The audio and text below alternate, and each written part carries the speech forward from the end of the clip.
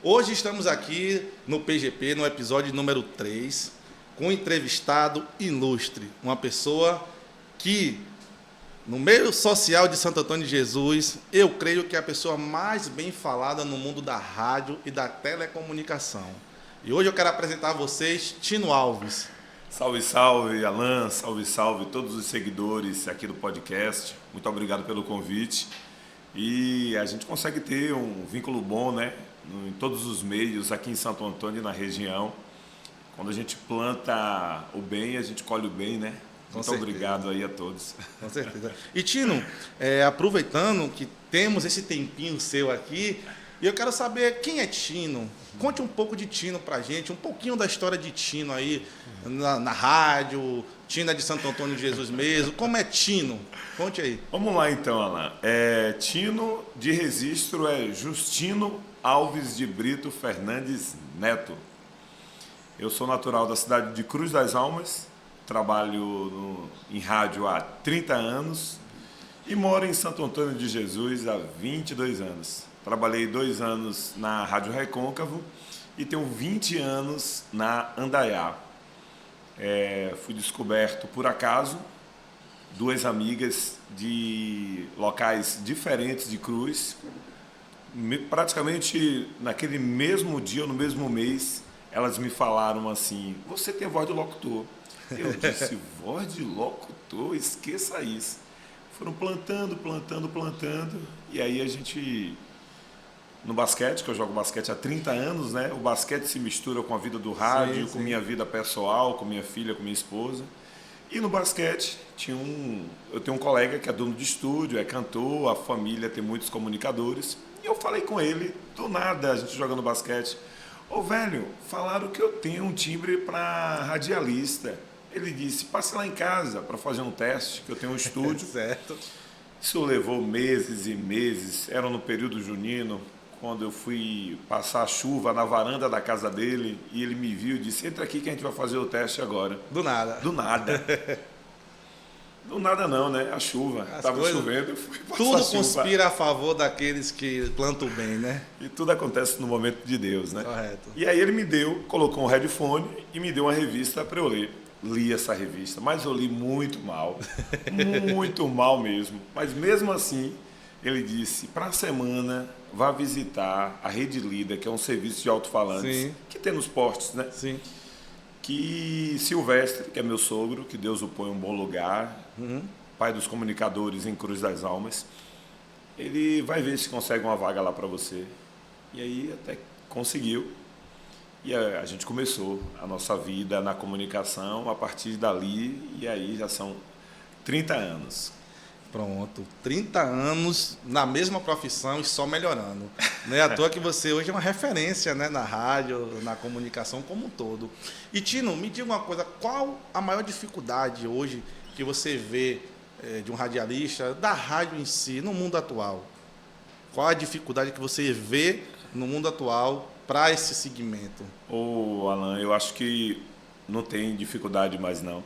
Porque a tecnologia, a internet, descobriu muitos comunicadores. Vou te dar um exemplo que está ao meu lado, que é você. Você chegou a imaginar que um dia você fosse comandar um podcast? Não. E graças à internet, realmente, aqui estou. Eu acho que o maior meio de comunicação de todos os tempos é a internet. Sim. Porque para você entrar no rádio e na televisão, era uma série de obstáculos. Sim. E agora cada um tem seu meio de comunicação. Entendi. Então ficou meio que nichado, né? Os públicos de cada meio de comunicação. Exatamente. Então você acha que dessa forma não prejudicou a rádio, a vinda da internet? Até que no início a gente sentiu, mas aí agregamos o rádio e a internet, Entendi. A internet, o rádio. E eu vi algo até interessante um dia desse em um cliente que eu fui visitar, a questão da rádio via internet também, né? Isso. Essa questão de levar, que é meio, não é um podcast, mas é a rádio mesmo sintonizando certinho ali a frequência e tudo se conectou, né? Então, no início, como você falou, pode ter tido essa dificuldade. Exatamente. Mas com a adaptação, o ser humano, gente, o ser humano é incrível. Ele se adapta a tudo. E não adianta pensar, tá tudo perdido, não. tudo vai se integrando, tudo vai se conectando. Né? No início, quando a gente começou a fazer live, era só programação jornalística, Sim. né? Hoje em dia não, é programação musical, é o comercial do cliente que já sai já no celular, já sai na televisão, entendeu? A gente transmite na íntegra toda a programação. E o bom que antigamente você ouvia a rádio da sua cidade alguns quilômetros de distância da sua cidade. Sim. E com a internet, com o aplicativo, a gente acompanha a programação da rádio preferida sua em qualquer lugar do mundo. Né? Olha para aí que maravilha. Isso é muito bom, cara, muito bacana. Hoje, então, você vê a rádio, né, o meio de comunicação, rádio, localmente falando, vamos falar a nível Santo Antônio de Jesus, como um meio importante de se ter? Muito, muito importante. Tudo que a gente quer saber o que está acontecendo na cidade está lá na rede social, né? Sim. Mas a grande maioria é fake news. E o rádio não. O rádio procura investigar se aquela notícia ali há veracidade. E você vai e liga o rádio, sintoniza na sua rádio preferida, seja na que eu trabalho, Andaiá, na Recôncavo, na Clube, na rádio da sua cidade. Porque é lá que desembola, lá que descobre tudo. O funil que tem para filtrar tudo é muito mais... procede a informação que foi postada na rede social. Entendi. Porque a rede social se criou novos propagadores, né? Repórteres, Isso. amadores. E isso é bom, ao mesmo tempo, as fake news estão aí, né, cara? Muitas. E com essa questão da fake news, você até já responde aí, talvez, uma dúvida do público, porque a gente vê muita fake news em questão de Instagram, rede social como um todo. E quando vem realmente de uma rádio, é mais difícil. Então, pessoal, é difícil por isso, porque tem um funil. Exatamente. Era difícil e hoje também é difícil, porque eu vejo com radialista, eu vejo a rádio, não é qualquer pessoa que consegue estar na rádio falando. Talvez hoje, se eu for fazer um teste para a rádio, eu acho que eu não entre. Porque eu não tenho esse... Olha que voz você tem, entende? Mas se eu te falar que voz não é tudo mais hoje em dia... É, claro. Sabe o que é? Claro que a voz ajuda, mas sabe o que é que ajuda mais? A sua comunicação. Olha o que você está fazendo aqui. Comunicação, extrovertido, sabe se comunicar. Então, brother, é fácil. Então, hoje a rádio não é mais aquela questão da voz grave, porque a sua voz é de outro mundo, sabe, cara? Então, não tem nada a ver. Apesar que eu tenho um timbre meio pro grave, mas eu não sei qual é o meu timbre. Mas, enfim, não é só ter a voz, então. Você fala que hoje até a rádio busca pessoas que tenham flexibilidade, que sejam dinâmicos. É isso que eu quero dizer. Entendi. É isso que eu quero dizer. E com a internet, descobrimos muitos comunicadores assim. E que a gente está buscando para o rádio, a gente está agregando, está pegando um blogueiro para trabalhar com a gente. Influenciadores. Um influenciador digital, entendeu, brother? E isso aí, a evolução dos tempos foi bom para o rádio também. Entendi. Dentro dessa tua trajetória na rádio, eu vou falar a nível de programa, né, que você já fez, já teve ali junto. Tem algum que marcou essa sua carreira de 30 anos, que são 3 décadas de... O cara, eu não sei, eu vou te admitir, não. Eu não me vejo 30 anos fazendo a mesma coisa. Porque eu tenho o meu nível de sabe, meio ali... Eu não consigo fazer essa rotina todo dia. Mas eu admiro, cara, quando eu vejo uma pessoa 30 anos fazendo a mesma coisa. E eu tenho uma outra teoria que é: referências se criam quando se tem muito tempo em algum lugar. Tanto que eu fiz aquilo, tanto que eu bati aquilo para a sociedade, as pessoas me enxergam. Eu sei de Tino Locutor. Tá, seu número é salvo assim, Tino Locutor. Então, para mim, quando falar de Tino Alves, sim, Tino Alves, eu sei que tem um Tino Alves aí, mas é o locutor? Entende? Porque a referência fica. E teve algum programa nessa sua carreira que tu pode dizer assim como, talvez o que tu mais gostou, não, mas marcou sua vida? Irmão, são 30 anos de rádio, para você que está acompanhando a gente, acompanhando aqui o podcast que tem um comando do novo comunicador, que é Alan. São 30 anos, mas não é 30 anos só em uma área no rádio. Eu faço programação musical, faço jornalismo, dou flash das ruas, os problemas da cidade com a unidade móvel, faço locução de palco. Então, dentro do rádio tem várias áreas, várias funções. Eu já fiz todas e continuo fazendo as novas também. Então, por isso que a gente leva tanto tempo, né? Eu não gosto de estar só em uma área dentro do rádio. Eu gosto de estar experimentando, entrando em novas áreas, até porque é bom que a gente está se reciclando e aprendendo mais.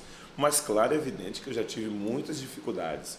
Eu lembro que quando eu comecei a minha vida no rádio, um amigo me ouviu no serviço de alto-falantes de poste, e a gente resenhando, no fim de tarde, ele disse: foi você que estava fazendo locução hoje pela manhã? Eu todo empolgado, eu falei: fui eu mesmo. Ele disse: velho, esqueça, você não vai para canto algum. Meu Deus. Canto nenhum. Sério, velho? Naquele momento foi um baque, mas apesar que eu tinha meus 17, 18 anos... Então nessa época já tinha os haters. Já. Rapaz, então, os haters de hoje não se orgulhem não, é coisa já, ó, Das antiga. antigas. Eu tinha meus 17, 18 anos, né? Quando eu recebi aquela mensagem dele, foi um baque. Mas dias depois eu disse: eu vou mostrar a ele que eu vou chegar lá. Porque eu já tinha sofrido muito na minha vida.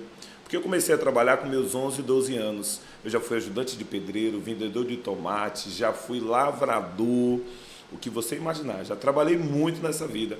Quando eu entrei no rádio, eu já entrei com experiência de vida. Sim. Então, todas essas profissões anterior ao rádio me ajudou a ser um comunicador. Sim. Então, tudo isso aí, eu já estava me especializando na área de comunicação, até então não sabia.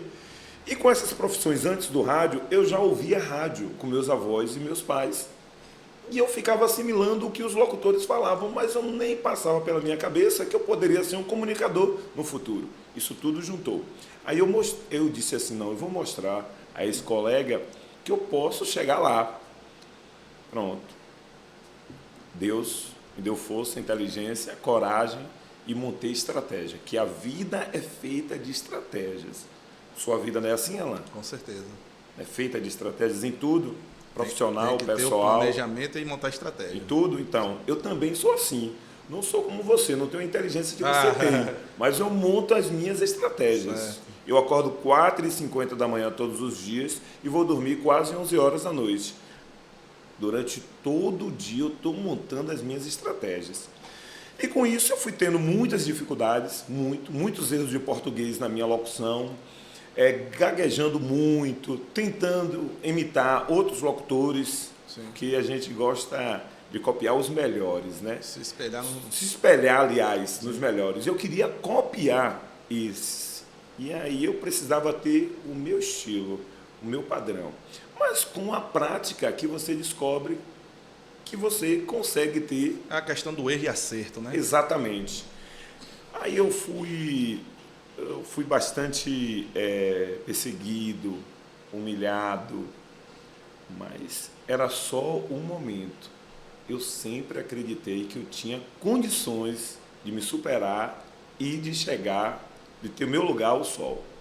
E graças a Deus, todos esses perrengues que eu passei e que a gente passa até hoje, né?